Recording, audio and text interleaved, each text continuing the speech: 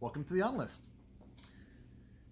Today, I want to have a serious discussion about Bleu fragrances. Way back in the early days of my channel, I did a video called The Bleu Juices, my thoughts on Bleu fragrances, and my thoughts haven't really changed. But now I want to approach it with a bit more of a historical context, more of a historical perspective. Also, I want to look at it as a genre. It has clearly become a genre now. So the Bleu fragrances were a trope, but now there's enough of them to warrant them sitting alongside aquatics, fougères, chypres, orientals, gourmands, blase, blase, blah, right? So I think Bleu fragrances have legitimized themselves enough, especially since we're like 20 years in, I think. The exact period the first Bleu fragrances came onto the market's a bit fuzzy. Some people will say that something like Polo Bleu was the first Bleu fragrance because it has blue in the name, even though it's really more of an aquatic. Others will try and say it started with Bleu de Chanel. I kind of feel like, as with most genres, there really isn't a neat start to it. Like, we got lucky with Fougère Royale. Everyone decided to call that kind of fragrance a Fougère because Fougère Royale. But they were called fern fragrances prior to that. They used the English word. But because Fougère Royale was popular, they became Fougères and not fern fragrances thereafter. So we got lucky with that one.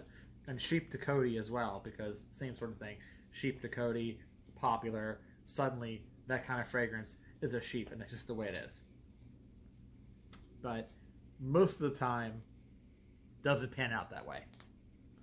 There isn't a fragrance called Oriental de something or Gourmand de something that started those genres, and there certainly isn't an aquatic something either. I mean, Cool Water is considered the beginning of the aquatic, but you could push it back and say Green Irish Tweed, which Green Irish Tweed doesn't really suggest any kind of aquatic anything, even though they're very close fragrances. You see my point, right? You see my point. Not a neat start to it. So, what do I think of Bleu fragrances in that context? I mean, you already know what my thoughts on them as a style. That's, you can go back to my old video and watch that. So, well, I think that Bleu fragrances were kind of necessary because we needed something that was abstract again, that would push the men's market in particular out of the very boxed in, defined styles that had just evolved through the 60s, 70s, 80s, and in the 90s. The fougères, the sheeps, the aquatics, even though they were much younger, the aquatics became very narrow-minded too, right? They kind of, well, it's got to suggest water. It's got to suggest the ocean or a river or a lake. So it's not a whole lot of playing around you can do with something like that, right? So leather fragrance is a leather fragrance. But with something like Bleu fragrance, that could be just about anything, really. As we've seen, it did ended up being just about anything in many cases. So I think it was necessary. Also, the Bleu fragrances have given us our single biggest selling perfume of all time currently, which is Dior Sauvage, which is now 10 years old, released in 2015. Did a video on it, I think. And even though more bottles of Sauvage total have not been sold than something like number 5 or Acqua di Gio, it's selling so many more bottles hand over foot every year than those fragrances do, that if it continues to sell as it has, then Dior Sauvage will literally be the most common, ubiquitous designer fragrance on planet Earth eventually. It's not there yet, but it will get there. and that's a blue fragrance. So again, now, where do I think the genre is going, right? Well, I think we've already hit peak blue fragrance, honestly. I think the popularity of blue fragrances really peaked around the pandemic, right? Right before the pandemic, when the world stopped turning for a year.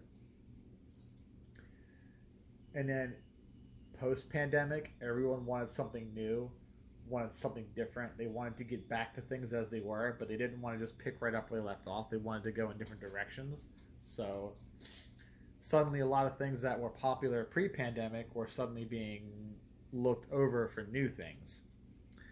And I feel like that was kind of where the blue fragrance was basically put on a shelf, for lack of a better word. And even though there are still new ones being released by minor houses, you can tell all the major houses are doing other things, except for Chanel, because Chanel really refuses to release a new fragrance line.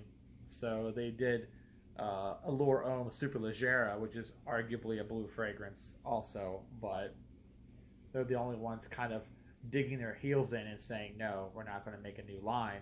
We're going to let our 15-year-old range, Bleu de Chanel, continue to be our flagship, which that's a typical Chanel thing to do anyway, is to dig your heels in and not release a bunch of perfume back to back to back, to make what you have out there work for you and bank more on a timelessness, an elegance that supersedes trend or novelty. They made Pour Monsieur go for 25 years before it got replaced, so 15 years is nothing compared to that. Anyway, houses like Dior and Hermes, they've kind of moved beyond blue. YSL came out with the Myself range, which kind of is blue, but kind of isn't blue. It's a black bottle. So, it's like I said, I think we're over blue fragrances now. And the ones that sell will continue to sell. But the Andy Warhol guaranteed 15 minutes of fame that I like to quote in almost every video has come and gone for the genre. So we are going downhill now. We are on the downslope from the peak of blue fragrances. And they will eventually become like the fresh fougères of the 90s, like the aromatic fougères of the 70s and 80s, like the aquatics. They will become a evergreen. That's an important word. Fragrances like Polo, the original one, are considered an evergreen. At Zara Pour Homme, considered an evergreen. Even things a little more recent, like Eternity for Men or Platinum Egoiste, those are all evergreens. They are old fragrances that still sell well enough that they are given marketing and counter space. Acqua di Gio, okay, from 96, that's going to be hitting 30 real soon. It's going to be hitting 30 real soon. So, same thing, evergreen. The blue fragrances, the ones that survive, that don't get discontinued, are heading into that evergreen territory, which means things like Bleu de Chanel, things like Dior Sauvage will now be in the same league as Drakkar Noir, as Paco Rabanne Pour Homme, as Polo by Ralph Lauren, as Cool Water by Davidoff, as Eternity for Men by Calvin Klein, as Platinum Egoiste by Chanel, as Curve for Men by Liz Claiborne, as Abercrombie & Fitch Fierce. Evergreen fragrances. They will always have an audience. People will always want to buy them. Hell, people still buy bottles of Brut from 1964. That is a big evergreen right there. Big evergreen. So that's what I'm saying. The blue fragrances that last will head into that category, and love them or hate them. I'm sorry if you hate them, but certain ones will stand shoulder to shoulder with stuff like Brut. Okay, it's just the way it is. The sales have proven that. Now, we might as well go over what I think is the Bleu evolution, if you will. Like, since there's not a neat start or a neat end, as I said, the Bleu fragrance is kind of segued in, and they're going to segue out. Where I think that segue begins is in the 2000s, and I said this in my previous video. The Bleu theme has been around for a while. Bleu Stratos from the 70s, stuff like that. Bleu Marine by Pierre Cardin, but just having the word blue in the bottle doesn't really make it a blue fragrance either. So that's the thing. But in my opinion, the first one that really kind of,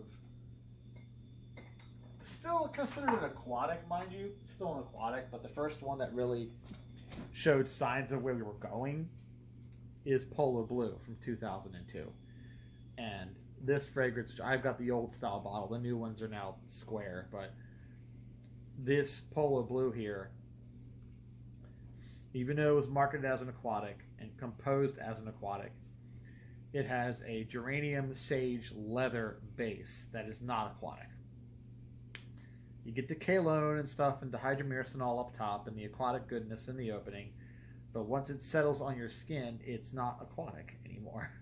It's very much a sort of green, clean, leather fragrance. A bit salty with the ambergris materials they're using in here.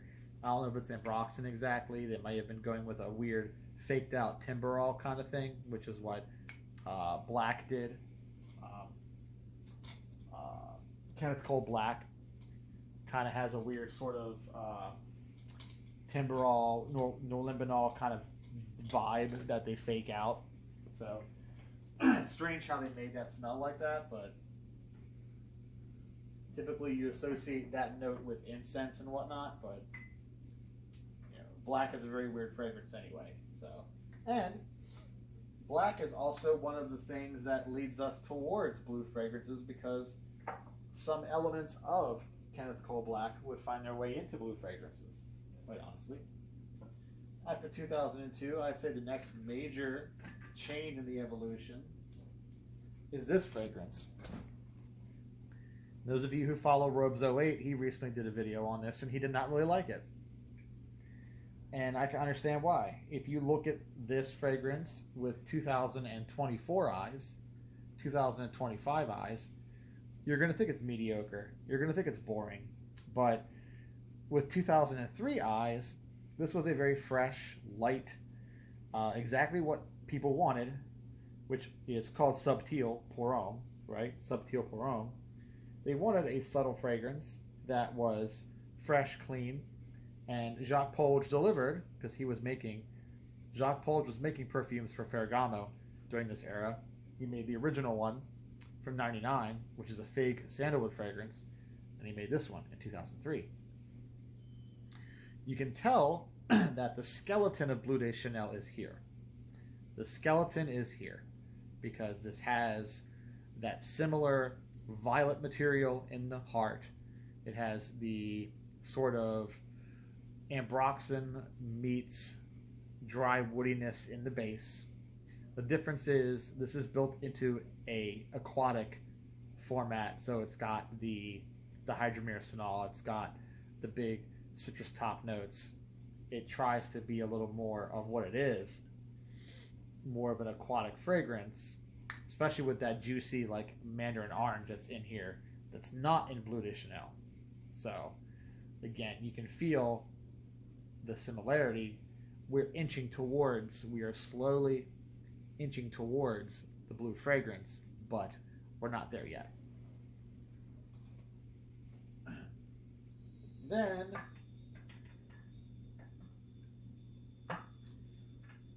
we would see this little gem, which is not talked about very much, but this little gem by Izod, or Philips Van Heusen, was composed by Anne Brizantian, and a similar thing, aquatic, marketed as an aquatic. But when you smell this, very dry woody, cedar wood in this base, very heavy.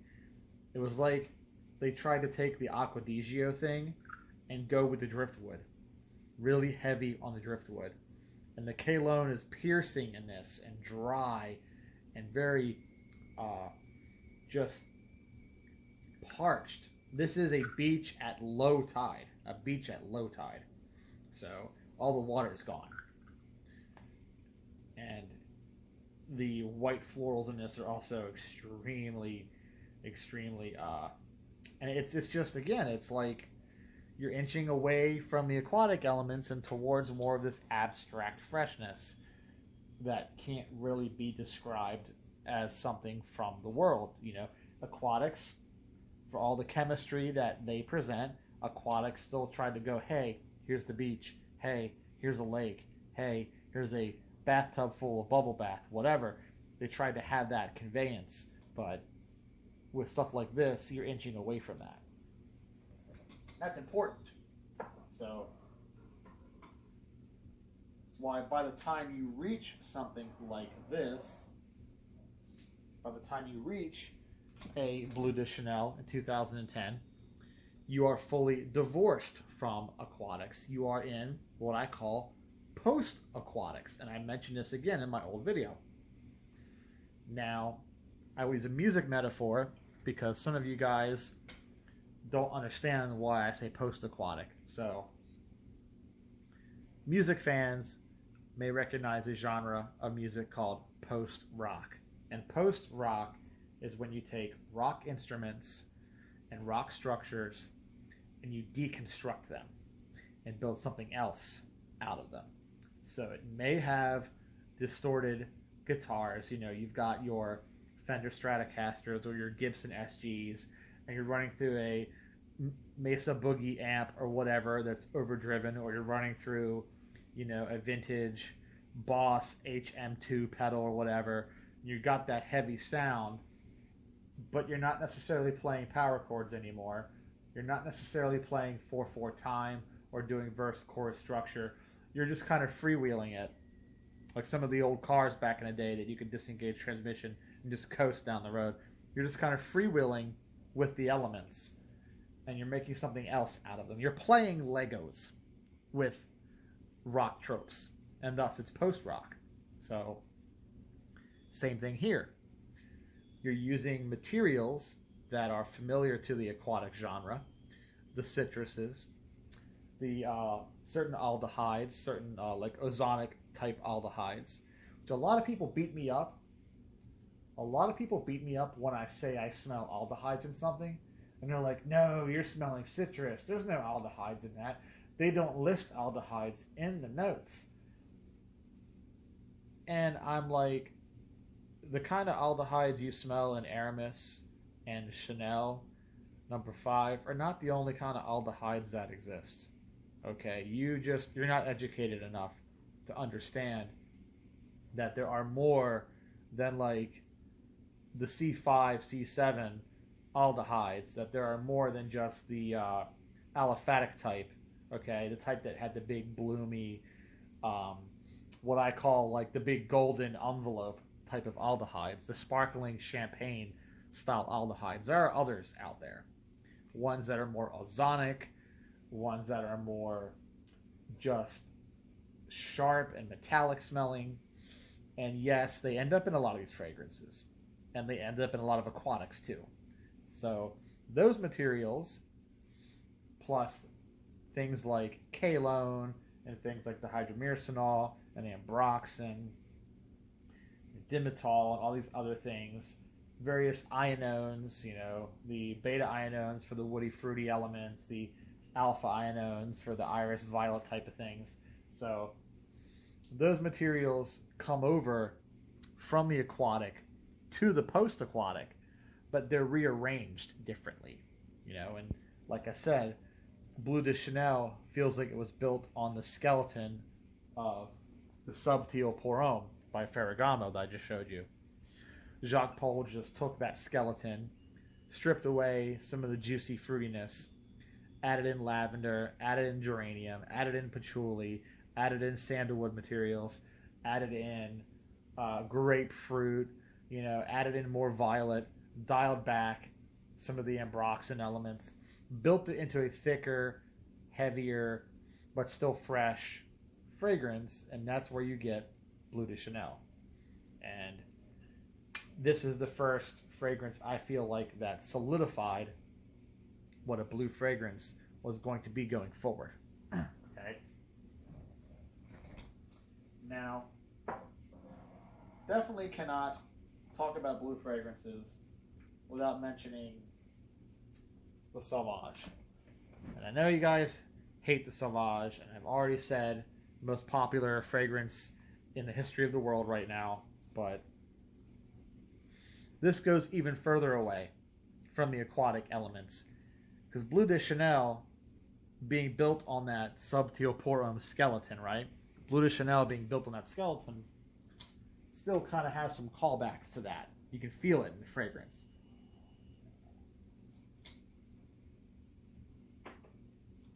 You build a truck on a car chassis, it still feels like a car. Ask anybody who bought an El Camino back in the day. Right, they'll tell you. Still feels like a car. So, with Sauvage, clean sheet. Clean sheet construction, okay? And with that clean sheet, he overdosed the ambroxan, so it's very harsh and gritty. Added in woody ambers, so further the harsh and grittiness. Used lavandin, almost naked lavandin. So something like Pour Un Homme de Caron has a heavy dose of lavandin, but it's smothered in vanilla and smothered in tonka, so it's very rich. This is almost naked, so it's got almost that harsh, fabuloso, cleaner type of lavender going on here. And then the bergamot, the buzziness of the geranium. And it's just, again, it's blue. It's got that vague resemblance to an aquatic fragrance, but it's very dry, very harsh, very woody. And every like 18 to 25-year-old in the history of the planet right now is just doused in this stuff, and you can't escape it. So, but this is kind of the peak, of this style, and perhaps it's why it's selling so well. This is as far away from aquatic as you can get, really. Now, some things that people think are blue fragrances, but I don't think are blue fragrances.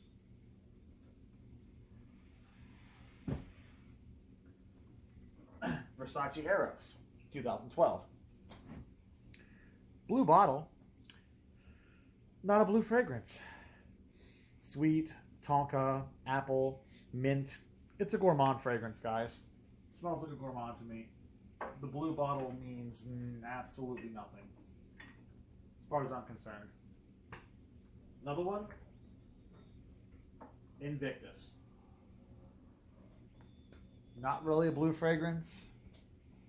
I mean, the juice is not super duper blue to begin with, but this builds mainly on the Gucci Guilty from 2011. This builds on the Amorous by MFK from 2012. And this comes out in 2013. And it basically takes that bubblegum shower gel that I always joke about.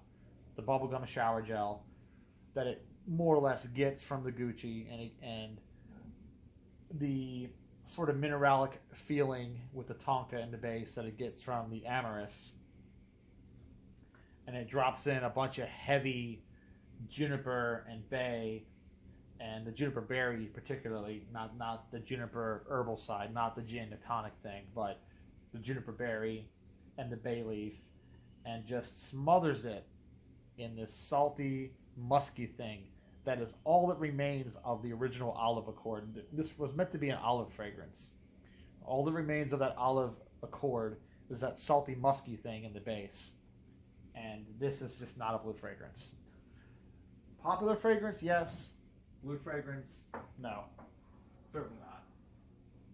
Now, there would be a proper blue fragrance from Versace, 2017. Versace, Pour Homme, Dylan Bleu. And this, Versace looks at Bleu de Chanel and looks at Sauvage and goes, what if 90s? So they borrow a bit of that fruity, floral feeling that 90s Aquatics had, or things like Blue Jeans had, that they came out with Blue Jeans in 94. They take some of those elements and they sort of squirrel them away into this blue fragrance. So it's like a bit of a anachronism. It's a bit of the 2010s blue abstract freshness, but calls back a bit to those Aquatics with its heart notes, primarily its heart notes. And I really enjoy it. I think it's really nice. I get a bit of incense in here too that's not present in a lot of blue fragrances. So kudos to Versace. Say what you want about the genre. You may not like the blue fragrances, but you cannot deny that they are creative. They are nothing if not creative. Just not to your liking, obviously, but they're very creative. And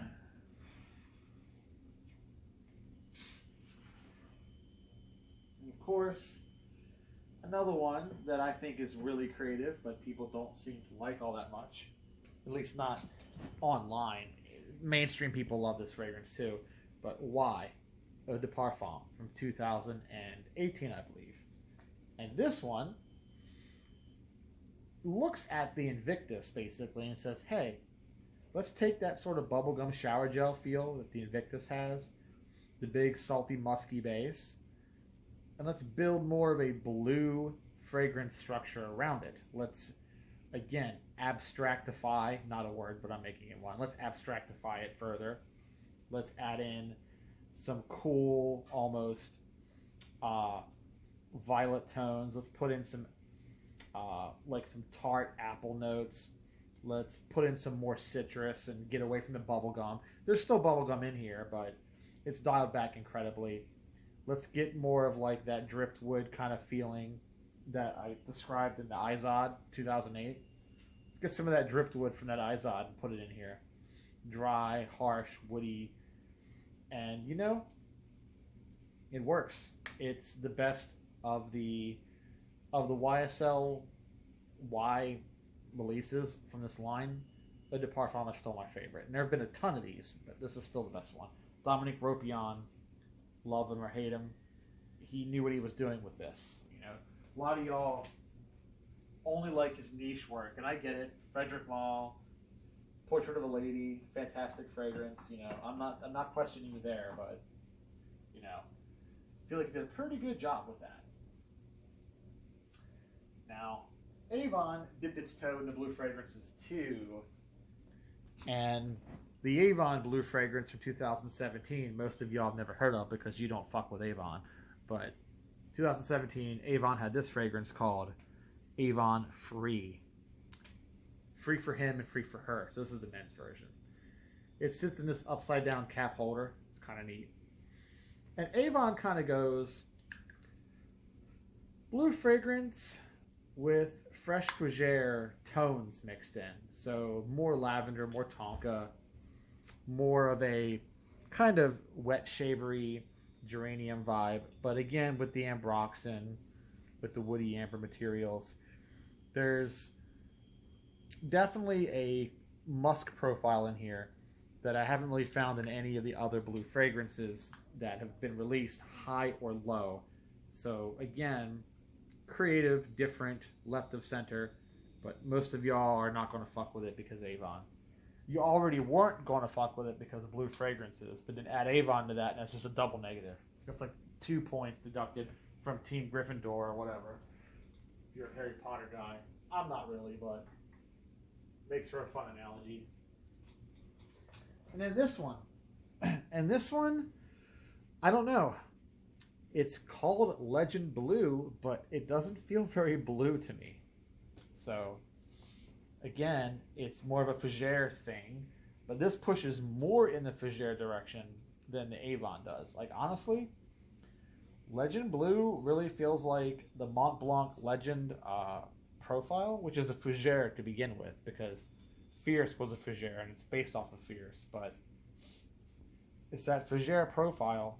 But now we're adding in mint, we're adding in sage. We're just building it into this very 90s style fresh fougere with more modern materials. So if you were to release Legend Bleu back in the 90s and have it compete with Platinum Egoist, have it compete with XS Pour Homme, or even like upmarket in the 2000s with like Himalaya by Creed, you could get it done. I think this would get it done.